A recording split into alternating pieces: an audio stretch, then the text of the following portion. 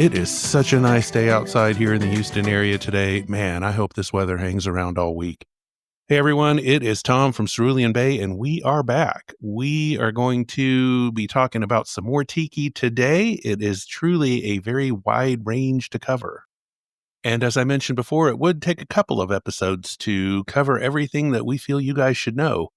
So before we just dive into it today, I do want to give a quick disclaimer or just a note about our main topic for today, which is cultural appreciation versus cultural appropriation.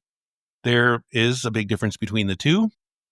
And obviously, here we at Cerulean Bay do sincerely appreciate a whole lot of everything when it comes to tropical cultures. But we do feel that we should mention this because, especially when it comes to Tiki, the more you understand the truth about it and you know its story, we really think that the idea of cultural appropriation, it just won't be an issue anymore.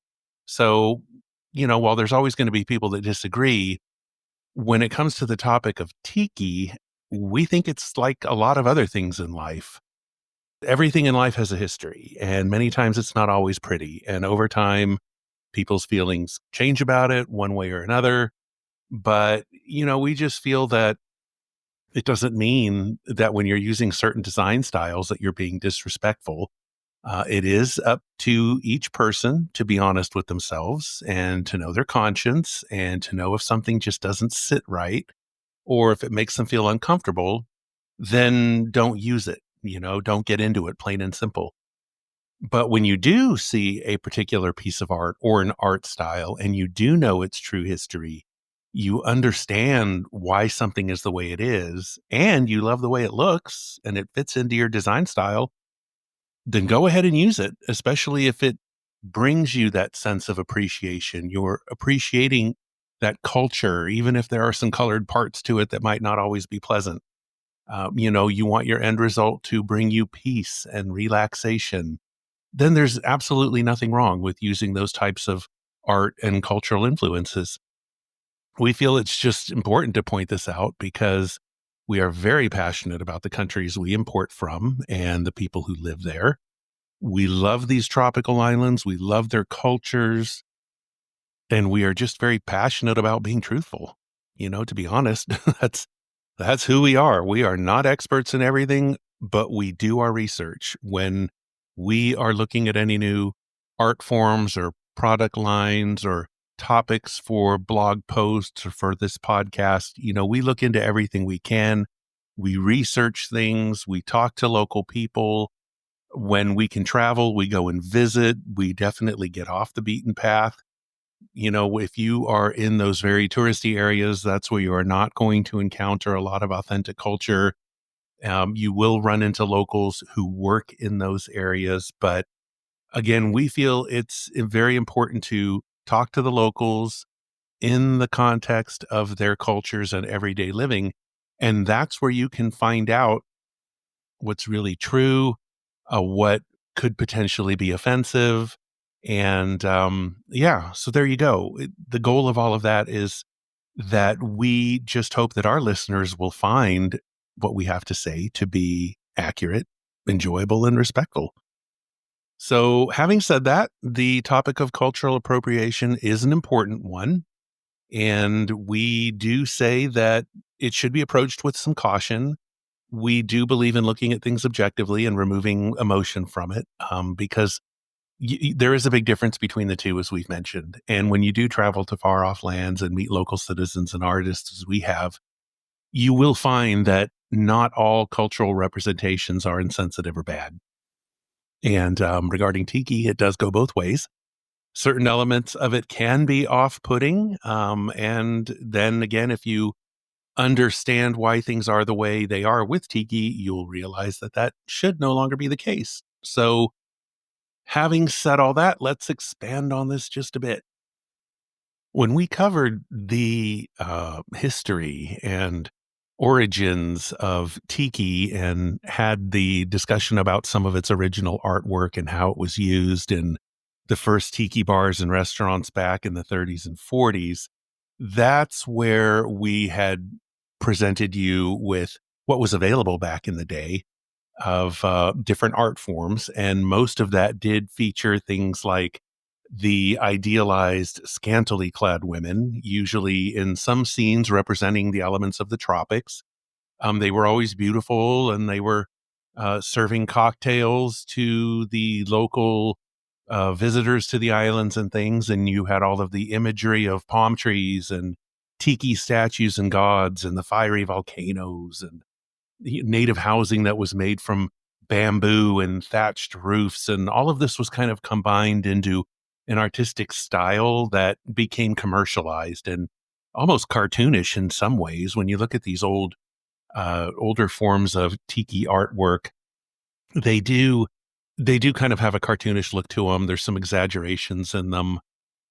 But one of the things about all of that, that the culture here in the US was allowing people to get into, was going out and enjoying themselves in the bars and in the restaurants. And that's where you had your tropical cocktails as they were being introduced really for the first time in the US. And most of these were served in different ceramic or glass mugs that were usually in the shape of something of which was of importance really to the Pacific Islanders or to the Maori people of New Zealand or the Hawaiians.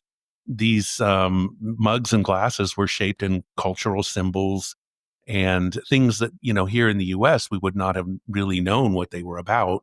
But to people who were from the Pacific Islands or who knew about, Polynesian history and such, these mugs were based on historical carvings and they were ancient representations of ancestors and gods. And these have been important parts of the Pacific cultures for centuries, for the local religions and the people there. And, for people who weren't from the cultures and as these things were being brought back to the US for the first time, people here didn't know the cultures. They didn't know that these images in these mugs and glasses and even in the artwork could potentially be bothersome or even hurtful. If you happen to have been from Hawaii or New Zealand or one of the islands and made your way here to the US, you would wonder, wait, why are things that are important to my religion or my background now being used in bars and things like this in a very kind of faux tropical environment to serve alcohol and, people having a good time or even getting drunk. But it could have been an issue, for people who were aware of the history of the islands. But as I said, back in the 30s and 40s, this was all new here in the US. And I think to kind of maybe just put it into perspective a bit for Americans and others who are not familiar with Polynesian history and the importance of tikis and in the ancestral religions and cultures there, you could technically equate it to going into a bar here in the US that is of a Catholic or Christian theme. And I think, most people would say, wait a minute, if you walked into a bar like that and they had mugs and glasses that were in the shape of Jesus or angels or even of the Virgin Mary, I think most people, whether they attended church on a weekly basis or not, would find an issue with it.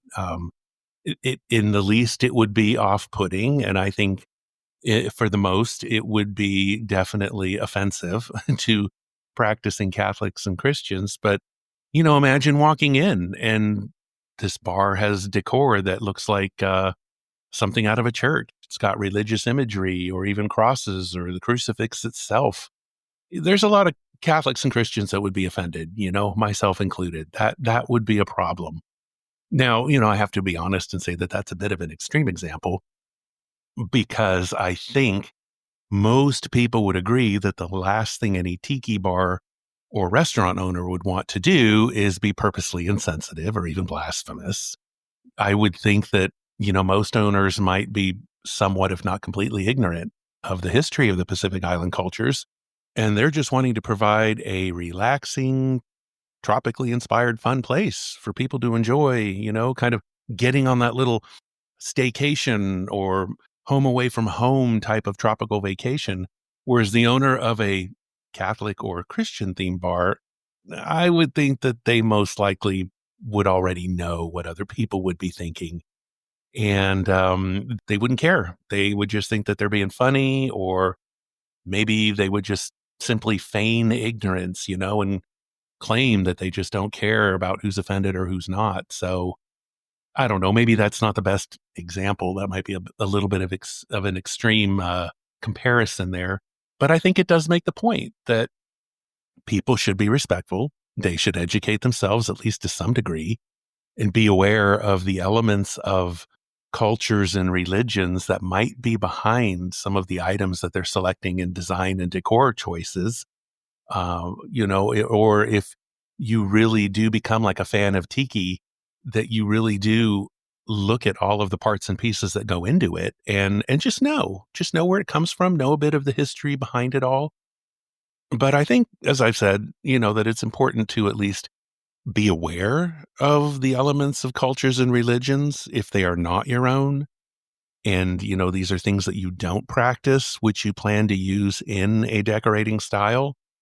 Just know that should you ever have people come over from a different country or something, or just from a different educational background, that they could potentially find it offensive. And, we're in the world of creating tropical escapes, you don't want to be offensive. I mean, you want everyone just to be relaxed and have a great time. So we do recommend that regardless of the design style of your choice, that maybe do a little bit of research into its background and specifically into maybe some certain pieces if those are going to be prominently displayed in your home. Just see if some of those elements could possibly have some culturally insensitive aspects to it, just for your own knowledge. I mean, it wouldn't hurt.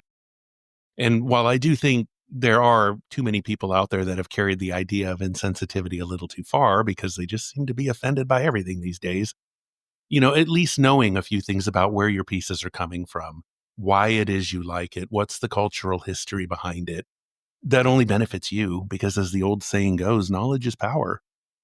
But, as I've said, that doesn't mean cultural elements cannot be celebrated. And actually, I have a great little example here that I can share with you all. My wife and I, we did a trade show. It was a wholesale trade show for home decor in Atlanta a few years back. And we had a pretty cool booth, and we had all of our wood carvings out there on display and just some real cool products and stuff. And there was a younger couple that came through. I think she owned a little boutique or something, if I remember correctly. But they were looking at the cannibal forks that we had out and the kava bowls and things. And one of the cannibal forks has the image of a face mask on it, and kind of like a tiki mask. And this guy, he wasn't from Fiji or any of the Pacific Islands. He was from here in the U.S., just of European descent, and he was polite, but accused us of cultural appropriation and insensitivity, and said there's no way he could purchase a fork like that, and that we should really reconsider putting something like that out for sale. So I thought about it, and I thought, he just doesn't know the story behind the fork. And so we had to remind him that this fork was actually carved by a local artist in Fiji who was using a centuries old design that his ancestors used from the group of islands that they came from. Because in Fiji, there's over 300 islands, and they are in different groups. And each of those groups, they have their own different versions of histories and traditions and art forms. And in this particular group of islands, they did have this cultural mask, which they put not only on cannibal forks, but on several things. And so I explained to the couple in the booth that this was actually considered a sign of respect in his village for him to make these forks. It not only kept the wood carving tradition alive, but the people of his village looked at it as a way of educating the rest of the world, or non-Fijians, about true Fijian art and culture. And the wood carver that I was working with at the time, he regularly was carving for guests at a resort in Fiji and at different Fijian cultural exhibitions in Fiji and abroad. So he was very honored when we told him that we were bringing his forks to Atlanta to a wholesale trade show here in the US. He was thrilled. He thought it was just such a great way to educate people about his homeland. And I did explain all of this to the young couple who were visiting our booth. And they were very nice about it. And he was kind of wide eyed. They ended up not purchasing any of the cannibal forks, but he did thank me for that bit of history. And, I just mentioned that because as I've said 100 times, we truly do appreciate foreign cultures and their authenticity. And we would never knowingly partake in anything where you're appropriating another culture for, purposes of exploitation, monetarily or otherwise. That's just not who we are. If somebody thinks tiki mugs are inappropriate, especially to serve cocktails, that's their right. And they don't have to include it in tiki design. Same thing with the lady that owned the little store. If she was offended by the fork, that's entirely her right to be. And even with the bit of knowledge that we shared, that's up to her to do with that what she wants. So, everyone should just know where they stand with cultural art and any related sensitivities. And it's our hope that people are just always respectful of each other. I mean, there was no reason for either of us to get upset. And we just discuss these things politely and civilly and go on about our day. I mean, that's how you learn. That's how you learn about any foreign culture, really. In studying any foreign cultures, there's going to be some aspect of it that's going to be off-putting or not to your liking or whatever, but it's no reason to be impolite or disrespectful. That was just one of the big things that we wanted to highlight in today's show is we do carefully research where all of our products come from, who makes them. We try to personally connect in person with each artist when possible. And if not, we'll connect over the phone, we'll connect over Facebook. We research local cultures because we certainly don't know everything. We want to know how these products fit into local cultures or how they used to. We want to know the story behind them so that we can share them on our website and in things like this podcast. We're very aware that while people will voice concerns about what appears to be genuine, others can see that as virtue signaling, and so do we. And, we will just politely voice our view about it and just let people know, hey, there's no reason to be upset about it because this is the real story behind something. And just because maybe here in the US, people choose to get offended about a particular thing doesn't mean it's correct. It doesn't mean that their story is the right one that they're getting upset about.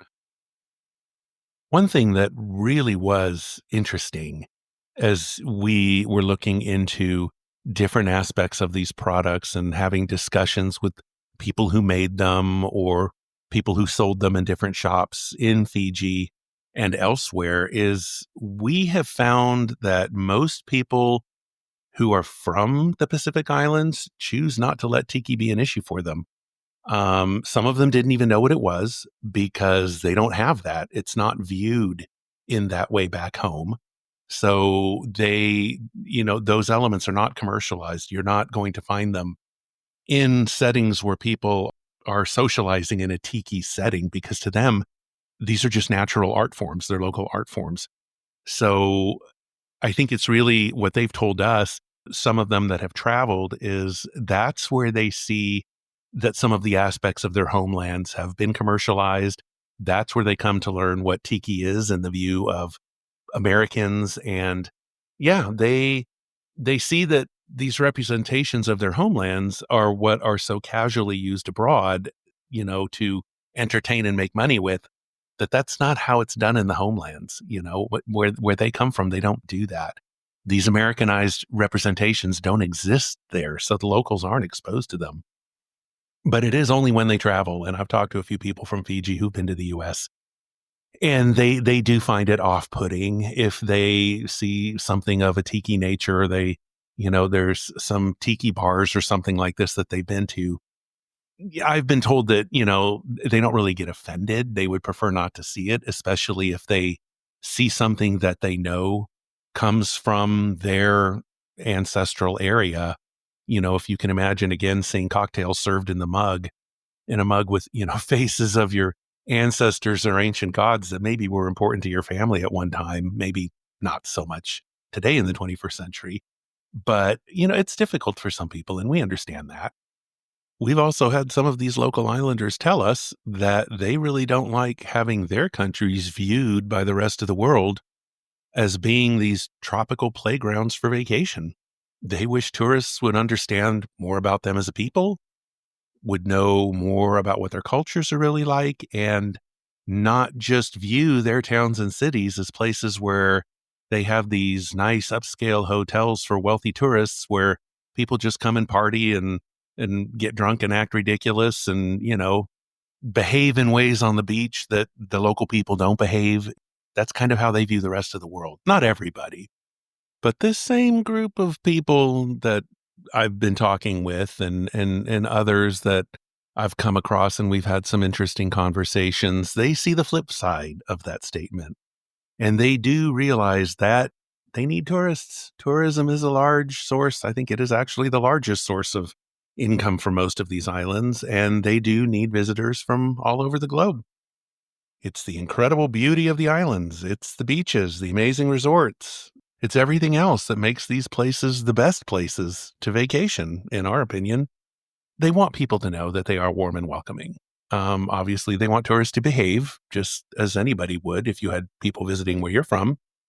Hawaii is famous for its aloha spirit, and Fiji is famous too for their big bula. When you go to Fiji and you hear bula, it's that warm. We wish you a wonderful, awesome day with all of the good fortune and the good health, and they're just wishing you a wonderful day of health and happiness. So they do appreciate when tourists are visiting, they know what people fall in love with. They realize they do live in island paradise. I've had people tell me, "Yes, we realize where we live is paradise." I'm like, "Yeah, it is. I wish I could live here too." And they get it. They understand why it's hard for so many tourists to leave when it's time to go home. And at the end of the day, they get it. These island nations are just some of the most amazing places. And so when they hear from foreigners who are visiting, hey, I don't want my vacation to end. And man, I wish I could recreate this back home. That's where the tropical look comes in. That's where the tiki bars come in.